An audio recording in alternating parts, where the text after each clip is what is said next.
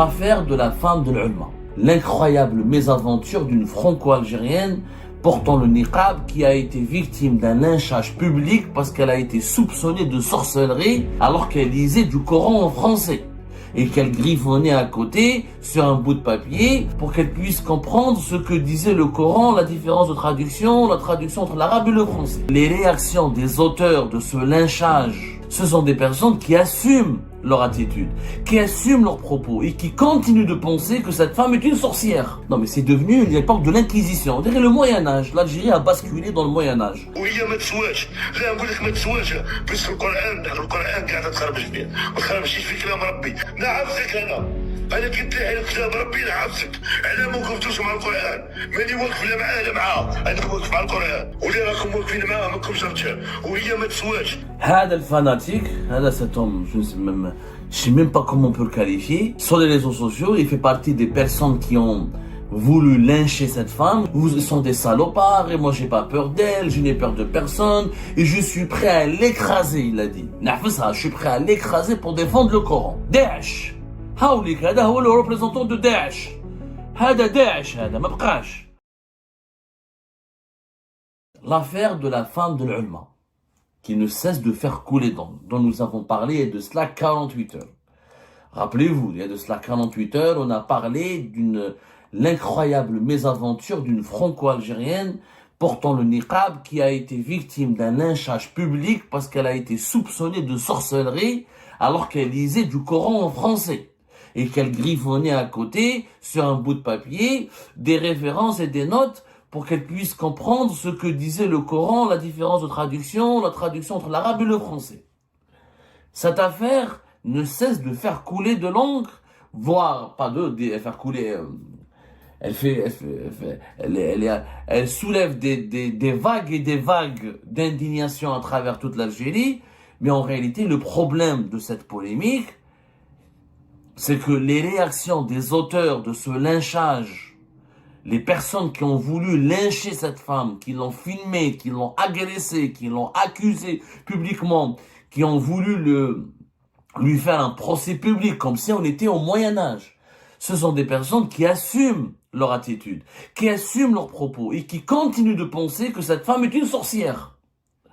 Je vais vous montrer des vidéos, mais elles sont effrayantes.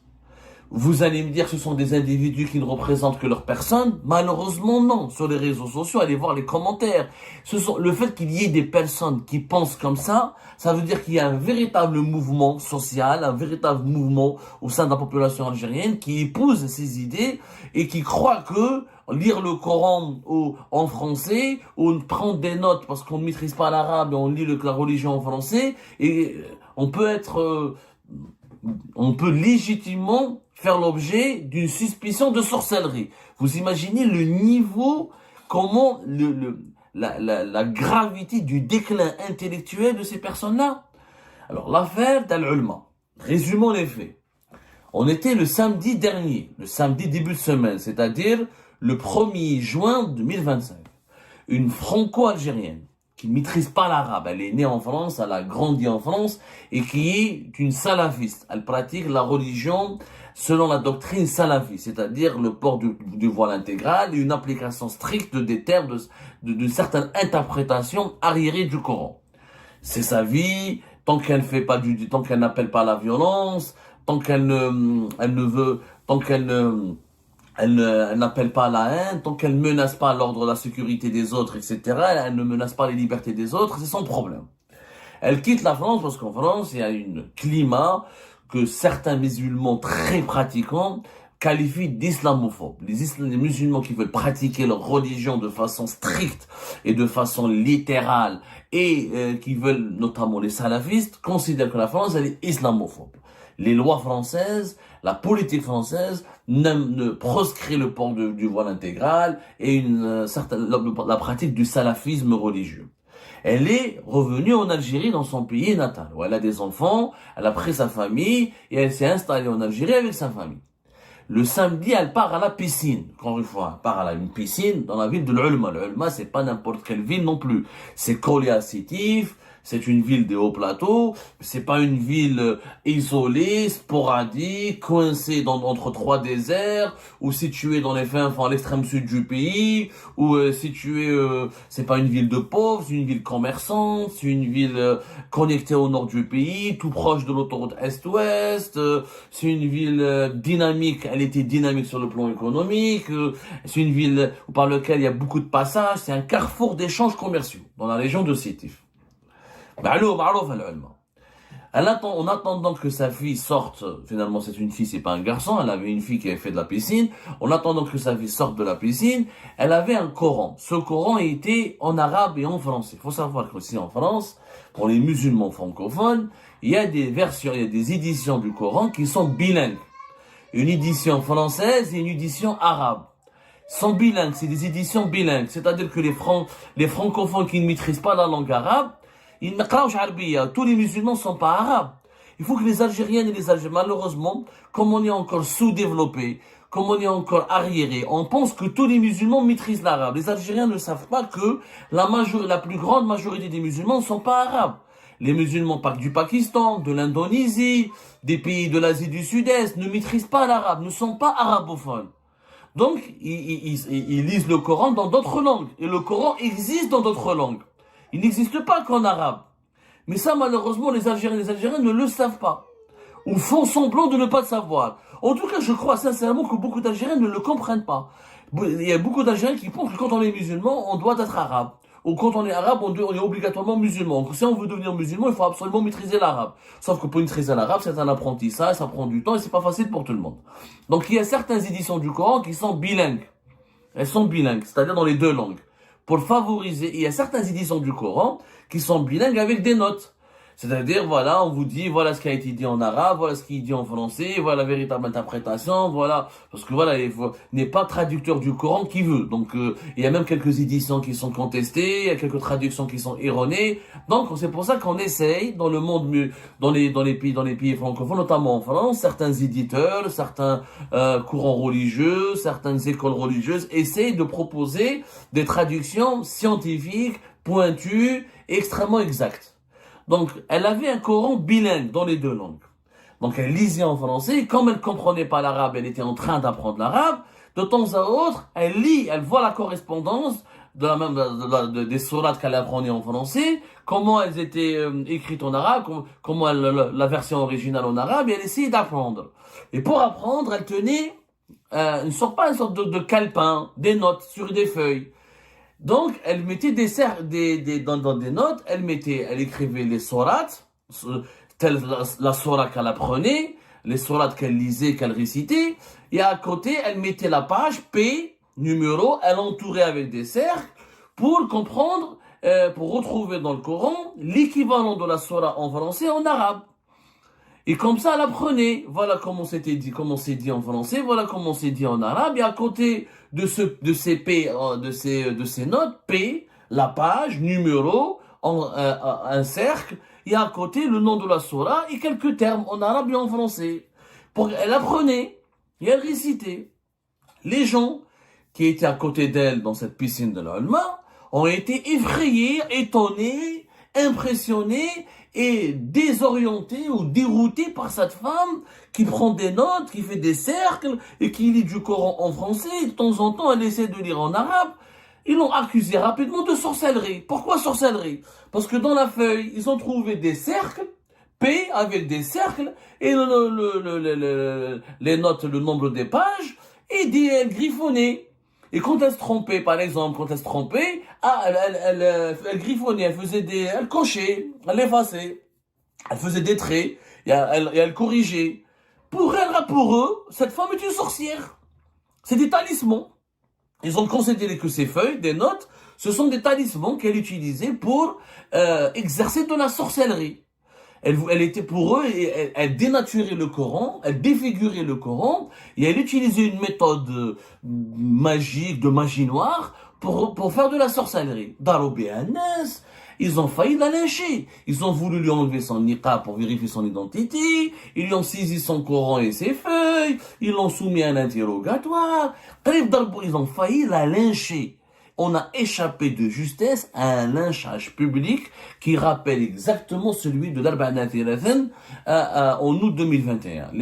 Comme il y a aujourd'hui un climat national d'obsession nationale pour la sorcellerie, comme les Algériennes et les Algériens sont angoissés collectivement, et comme leur pays est dans un sous-développement crasseux, les Algériennes et les Algériens expliquent tous leurs problèmes du quotidien, le problème de la pauvreté, du sous-développement, des injustices par la sorcellerie.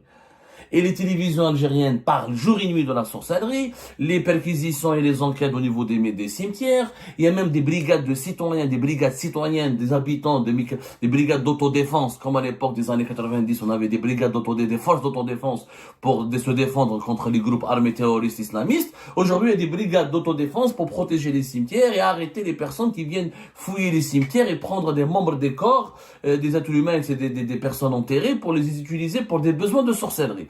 Le pays, l'Algérie, en ce moment, depuis pratiquement plusieurs semaines, on a basculé dans et c'est devenu une affaire nationale. Les médias, ils en parlent, les services de sécurité mènent des enquêtes. Je l'ai raconté dans une précédente émission. Aujourd'hui, il y a même des personnes qui ont été dénoncées par leurs voisins et accusées de sorcellerie. Ils ont été victimes d'arrestations, il y a même des lynchages. Il y a des jeunes, des habitants qui se constituent en brigade, qui partent traquer les sorciers chez eux, qui recherchent les sorciers, sans enquête, sans vérification, sans prendre le soin de vérifier les rumeurs qui courent à propos de ces sorciers. On les arrête, on les frappe, on les accuse de tout. Non, mais c'est devenu l'époque de l'Inquisition. On dirait le Moyen-Âge. L'Algérie a basculé dans le Moyen-Âge. C'est le Moyen-Âge, l'Inquisition, la population qui entoure les personnes accusées d'hérésie, on veut les brûler, les bûcher. Rien à le Moyen-Âge. C'est une scène moyenâgeuse qui s'est déroulée, un drame moyenâgeux qui s'est produit à l'Ulma. Cette femme a échappé de justesse au lynchage, les services de sécurité sont intervenus, l'ont escortée, ils ont fait une enquête avec elle, elle leur a expliqué qu'elle était francophone, qu'elle était française mais franco-algérienne, qu'elle n'est pas née en Algérie, qu'elle ne maîtrise pas la langue arabe, et que c'était sa méthode pour bien comprendre le Coran. Prendre des notes, de griffonner, mettre le P, faire des cercles, telle page, telle sora, et pour retrouver les références, et voilà ce qui a été dit, voici les termes en arabe, voici les termes en français. Elle n'a rien à voir avec la sorcellerie. On aurait pu dire que l'affaire était close. Sauf que sur les réseaux sociaux, le déchaînement s'est poursuivi plutôt, et les auteurs de ce lynchage public continuent à se justifier. Je vous montre une vidéo, regardez bien ce que ce monsieur, un fou furieux, un fanatique, je serai à l'école. ولي راكم واقفين معاها ماكمش رجال وهي ما تسواش. لا نقول لك ما تسواش بس القران قاعده تخربش فيها ما تخربشيش في كلام ربي مهما تكوني ميكريه تقودوا لها نعرفك انا كنت على كتاب ربي نعرفك مهما تكون صيفو القران ما تلاحش فيها. هذه اللي غلط فيها هذه بقى وليت غلط فيها انا ما وقفتوش مع القران ماني واقف لا معاه لا معاه انا واقف مع القران. ولي راكم واقفين معاها ماكمش رجال وهي ما تسواش. لا نقول لك ما تسواش بس القران قاعده تخربش فيها ما تخربشيش في كلام ربي مهما تكوني ميكريه تقودوا لها نعرفك انا كنت على كتاب ربي نعرفك مهما تكون صيفو القران ما تلاحش فيها. هذه اللي غلط فيها. هذا الفاناتيك, cet homme, je ne sais même pas comment on peut le qualifier, sur les réseaux sociaux, il fait partie des personnes qui ont voulu lyncher cette femme, qui ont voulu lui arracher le niqab, qui ont voulu la violenter, qui l'ont accusé de sorcellerie. Il assume.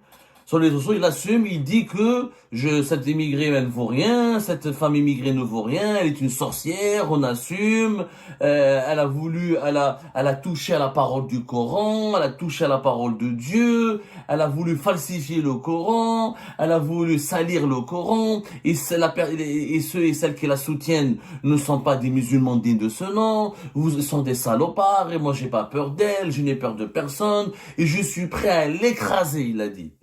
Je suis prêt à l'écraser pour défendre le Coran. Daesh. Haoulik, هذا هو le représentant de Daesh. هذا Daesh, هذا ما بقاش.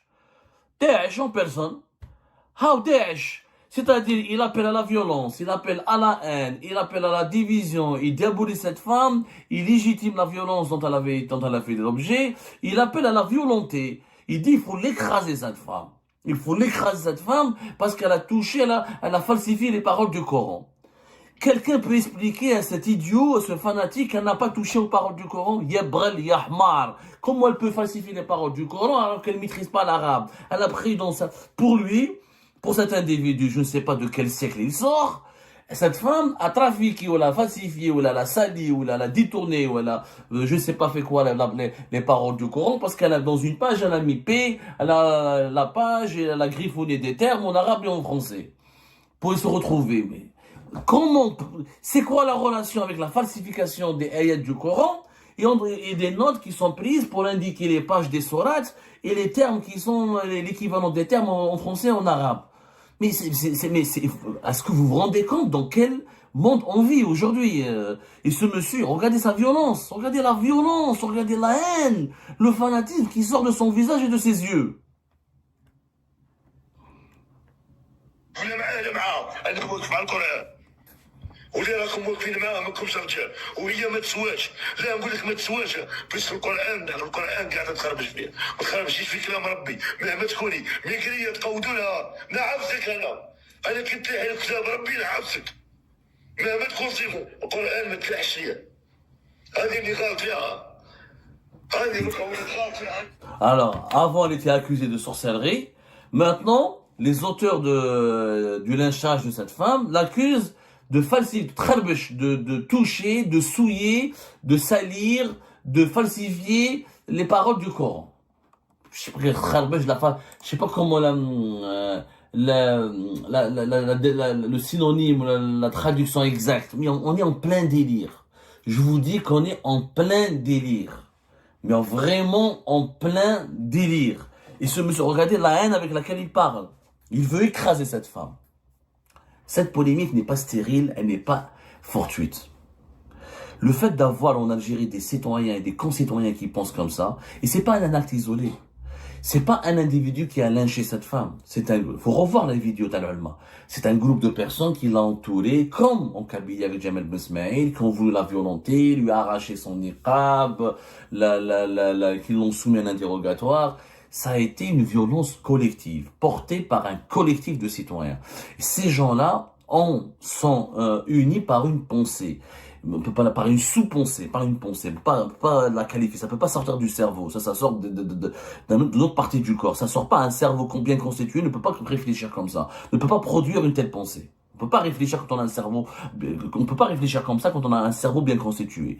Ces personnes-là sont unies par une sous-pensée liée au fanatisme, à l'intolérance, à l'ignorance, à l'obscurantisme. Ils pensent que celui qui prend des notes en français en tenant un Coran, c'est qu'il est en train de falsifier, de souiller ou de altérer ou de trafiquer les paroles du Coran. Et ben c'est la fin de cette vidéo les amis, je vous remercie comme d'habitude pour avoir suivi jusqu'à la fin. N'oubliez pas de nous laisser vos commentaires et vos réactions sur la vidéo et de vous abonner à la chaîne si vous n'êtes pas encore abonné. Donc voilà, merci beaucoup pour votre soutien et vos abonnements. Et merci aussi pour vos commentaires et vos discussions très animées dans la section des commentaires. Donc, vous n'oubliez jamais de décortiquer bien un sujet sur tous les points qui ont été abordés dans la vidéo. Et ça fait vraiment plaisir quand moi-même je ne fais pas de commentaires. Je m'appuie sur vous pour que vous puissiez bien expliquer les choses et en faire des discussions civilisées et dans tout le respect possible. Donc voilà, merci beaucoup et à la prochaine dans une nouvelle vidéo. Au revoir.